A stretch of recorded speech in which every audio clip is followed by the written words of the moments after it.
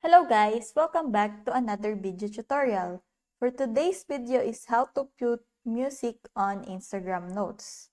It's just pretty quick and simple, so let's go. Instagram has added a new feature allowing users to add music to their notes posts. So let's get started. So to create a note with a song, open the Instagram app. Now I'm already inside the Instagram. Then tap the message icon on the top right corner. Then tap your profile in the note section at the top to begin writing a new note.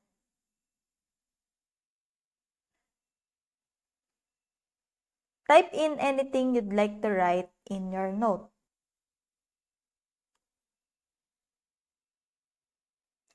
Then, as you can see, right here down, the song you might choose might not be available in all countries.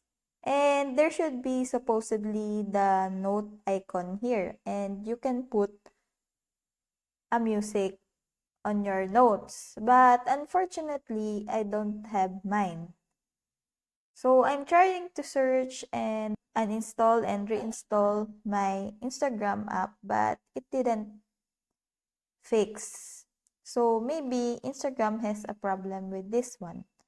So I hope that it will be fixed sooner or later so we can access the music on Instagram notes.